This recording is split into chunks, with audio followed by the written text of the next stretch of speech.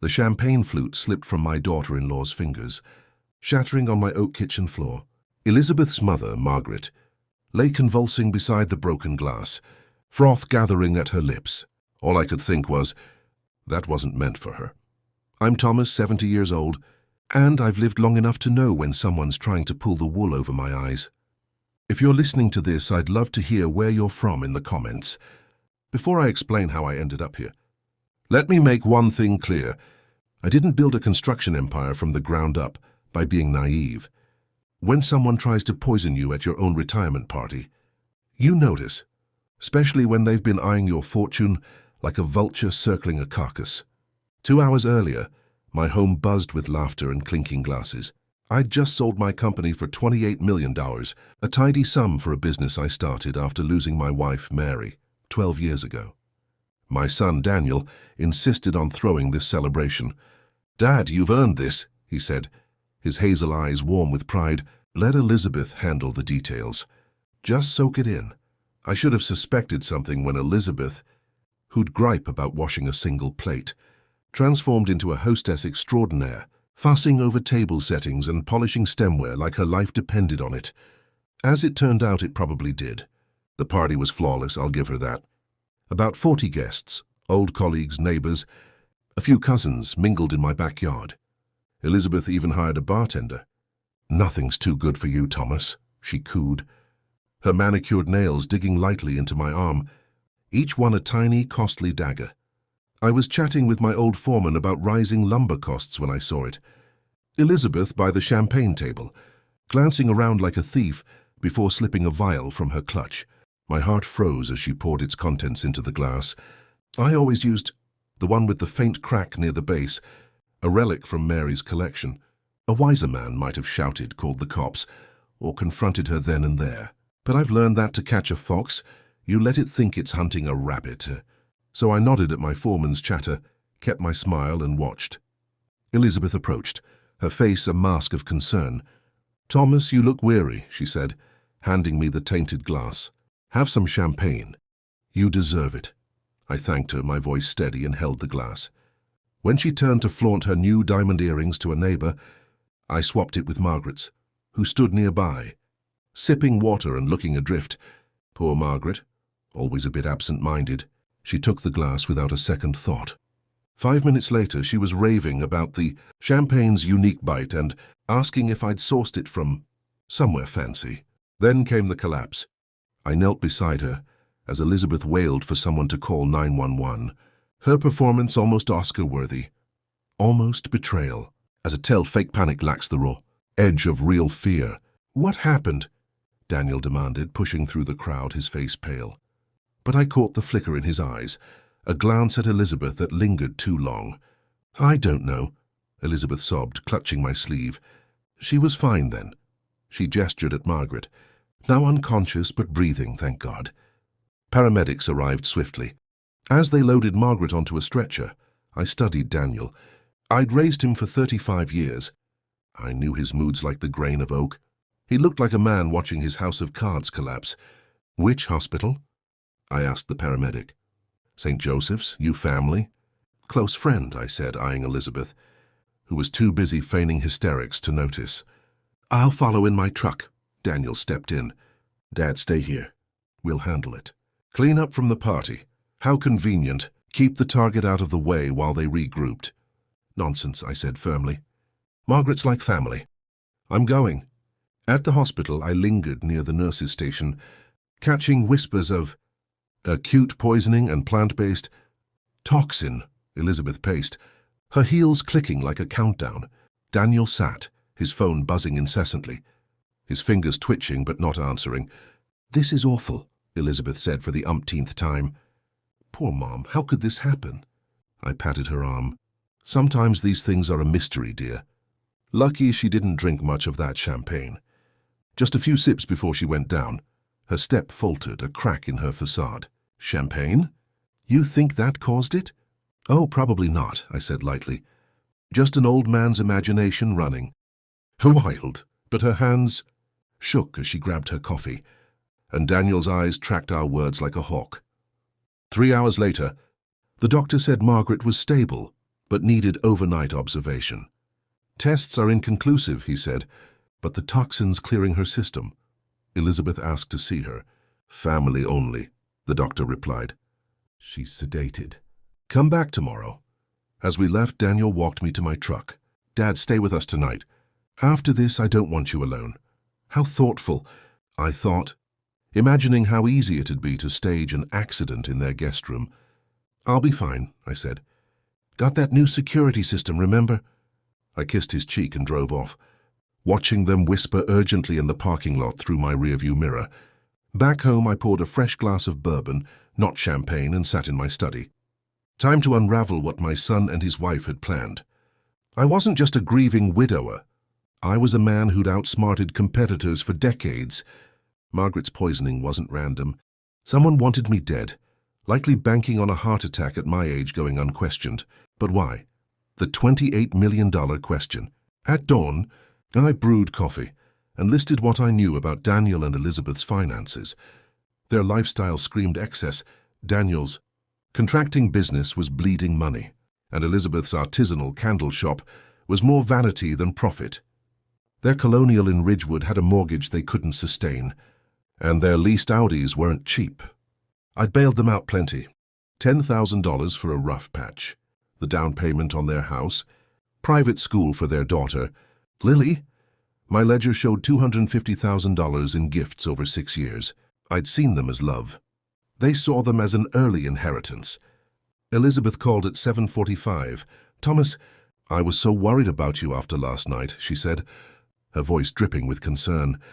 With Mom's episode, I wondered if something at the party made you sick too. Checking if the poison hit its mark, I thought, I'm fit as a fiddle, dear. How's Margaret? She's going home today. Probably mixed her meds with an empty stomach. You know how she is. Margaret? Who tracked her vitamins like a general? Careless.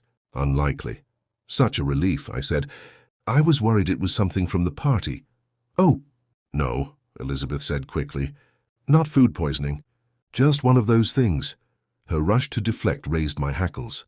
I stared at the champagne bottle, still half full on my counter. Testing it would confirm my suspicions. But I needed more than proof for myself. I needed leverage. Daniel arrived at 9:30 with bagels from my favorite deli, playing the dutiful son. Thought you'd need breakfast after yesterday, he said, kissing my cheek. As he set out plates, I felt a pang. This was my boy, who'd once built birdhouses in my garage, beaming when I hung them up. When did he become a man complicit in his wife's scheme? How you holding up, Dad? He asked over coffee. I'm tougher than I look, I said, watching his smile falter. The thing is, he continued, picking at a bagel, Elizabeth and I are worried about you. 70 alone in this big house. All that money from the sale. It's a lot to manage. Here it comes, I thought. I've managed fine so far, I said lightly. But what if it had been you instead of Margaret? He pressed. What if you'd collapsed alone here, using their botched murder to push their agenda bold? Daniel, Margaret collapsed with 40 people around. Hardly a case for isolation. He ran his fingers through his hair, a nervous tic from his teens. We've researched some great senior communities.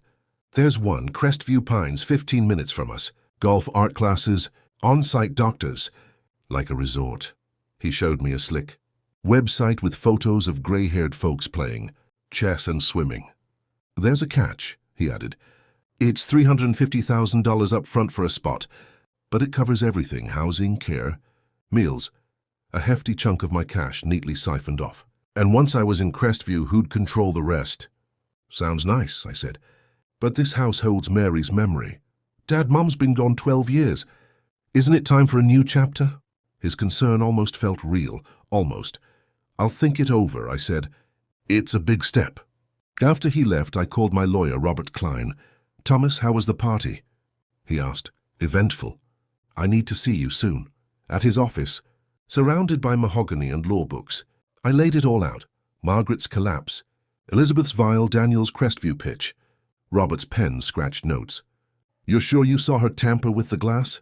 As sure as I'm sitting here, he frowned. Proving intent is tricky. She could claim it was a supplement, not poison. Without testing the champagne, we've got no hard evidence. Then test it, I said. Even if we find poison, they could argue it wasn't meant for you. We need to protect you legally. He suggested a psychiatric evaluation to confirm my competency and trust structures, to lock down my assets. And Thomas, he added, get security. If they tried once, they'll try again. Driving home, I checked my mirrors, half expecting a tale. Paranoia? Maybe. But as Mary used to say, it's not paranoia if they're really after you. Elizabeth called as I parked. Thomas, Mom's home. She's better, but doesn't recall much. Doctors say it's normal. Convenient, I thought. Glad she's okay. I'll visit soon. Oh, she needs rest. Maybe next week. Keep me away from the evidence. I looked at my house, Mary's roses blooming in the yard. It felt like a castle under siege, but I wasn't defenseless. The next morning, a security team installed cameras, motion sensors, and a panic button. I told neighbors it was for porch pirates. By noon, my home was a fortress. Robert's courier delivered my new will, trusts, and medical directives. Daniel's inheritance was slashed to a $60,000. Annual trust enough to live. Not lavish. The rest went to veterans' charities and cancer research. Elizabeth, not a cent.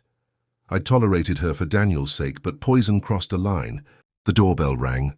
Daniel and Elizabeth stood on my porch, faces tight. Dad, we need to talk, Daniel said. I let them in, noting Daniel's glance at the new camera. Package thieves, I said smoothly. Elizabeth dabbed her eyes. Thomas, we feel awful about Mom's accident. If something at the party caused it, I'm sure it wasn't your doing. I interrupted, watching her flinch. Daniel leaned in. What if it was the champagne? We'd never forgive ourselves if you'd been hurt. Here's the pitch, I thought. We think you should stay with us, Elizabeth said. Just until we know you're safe. Safe here, I replied. Daniel added, at 70, Dad. A fall or heart attack could happen any time. You're right, I said, pausing. That's why I updated my will yesterday. Their faces froze. Your will? Elizabeth's voice was flat. Just tweaks to reflect my priorities, I said, smiling. The silence screamed their panic. They left soon after, arguing in their car for 15 minutes, Elizabeth gesturing wildly on her phone. The next day, Margaret arrived, pale but resolute. Thomas, it's about the party, she said. Over tea, she confessed. Jessica says I mixed my meds, but I only take vitamins. The champagne tasted off bitter like metal. I saw Elizabeth with a dropper bottle by the drinks. My pulse raced. She's been obsessed with your money, Margaret continued. Said it's unfair you have so much while they struggle. She met my eyes. Thomas, I think she tried to poison you. I know, I said. I saw her spike my glass. I switched ours, her face paled. She tried to kill you and I nearly died. We sat, two survivors of betrayal. What's your plan? She asked. To give them what they want, I said, but on my terms. I called Patricia Evans, a PI I'd used for business vetting. Dig into Daniel and Elizabeth's finances, I told her. Everything. Then I invited Daniel to lunch at our old diner, a place of family milestones. He arrived jumpy, checking his phone. I've been thinking, I said. You're right about Crestview Pines. I called. They have a spot, but I need to pay $350,000 by Friday. His eyes lit up. That's great, Dad. We'll help with the paperwork. One thing, I added. They need a power of attorney. Would you do it? Of course, he said, practically vibrating. He thought he'd won. He was wrong. Patricia's report came Thursday. They're drowning, she said. 3 mortgages, $90,000 in credit card debt, Daniel's business in the red, and Elizabeth took out a $600,000 life insurance policy on you 6 months ago. My stomach churned. Anything else? Daniel's been paying a Dr. Stephen Caldwell, a geriatric psychiatrist, for 3 months, likely for a competency evaluation. The pieces fit. Move me to Crestview. Seize my assets, declare me incompetent if I resisted. That afternoon, Daniel and Elizabeth arrived with Crestview's paperwork. This gives us access to your accounts, Elizabeth said, pointing to a financial disclosure. The power of attorney was sweeping. Total control over my money. This seems broad, I said. It's standard, Daniel assured me. For your safety. I'll sleep on it, I said, gathering the papers. But tomorrow's the deadline, Daniel protested. I'll decide by morning. I called Robert. Dr. Stephen Caldwell's a hired gun for competency scams, he confirmed. They're planning to lock you away. I gave him my instructions. Friday morning, Daniel and Elizabeth returned, eager as kids on Christmas. I'm ready, I said, handing over signed Crestview papers and a power of attorney. This is the right move, Dad, Daniel said, trembling as he took them. They pored over the forms, Elizabeth typing my account details into her laptop, their glances triumphant. One last thing, I said. My lawyer's coming to finalize tax documents. The doorbell rang, not Robert, but Detective Sarah Collins and her partner. Mr. Thomas, we're investigating a poisoning at your party, she said. Daniel froze. What?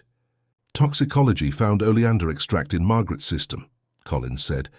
It's a poison, not a medication. The champagne bottle from your party tested positive. 2. Elizabeth's face drained. That was my mother. It wasn't poison. The glass meant for Thomas had the highest dose, Collins said. Producing the insurance policy. Mrs. Harper, you took out a $600,000 policy on Thomas. Motive enough for attempted murder. Elizabeth stammered. Thomas, this is insane. I saw you poison my glass, I said. I switched it with Margaret's. Daniel's jaw dropped. You knew? And I know about Caldwell, your debts. Your plan to lock me away. Collins arrested Elizabeth for attempted murder. Daniel sat stunned as she was led away, spitting venom. You think you're clever, Thomas? You've ruined everything. Alone with Daniel, I demanded his phone. Texts confirmed he knew. Elizabeth planned something for the party, not murder, but a scare to push me into Crestview. I thought it was just a break-in, he sobbed. To make you feel unsafe. You planned to terrify me, I said. And those payments to Caldwell? You were ready to call me senile. He crumbled. We're drowning in debt. Elizabeth said your money would save us. The power of attorney you signed? I said, it's fake. My real money is in untouchable trusts. Your inheritance is $60,000 a year, gone if you're convicted. 3 months later, I sat among Mary's roses. Elizabeth got 12 years for attempted murder. Daniel, 2 for conspiracy. Lily, my granddaughter, called, heartbroken but innocent. Can I visit, Grandpa? She asked. Always, I said. Margaret and I now met weekly, bonded by betrayal. She was writing a book on elder abuse, our story, a warning. Robert visited with news. The insurance company voided Elizabeth's policy, and Daniel's creditors seized their house. I declined to buy it. My trusts were ironclad, my independence secure. At 70, I'd outsmarted my own flesh and blood. Lily texted about her acceptance to Yale pre-law. Proud of you, I replied, smiling. The real victory wasn't stopping Daniel and Elizabeth. It was ensuring Lily's future, free from their greed. My house, my roses, my life, they were mine. I wasn't just old. I was unbreakable. And anyone who thought otherwise, like Daniel and Elizabeth, learned the hard way. Underestimating a sharp old man is a costly mistake. Thanks for listening. Share your story below. Your voice matters.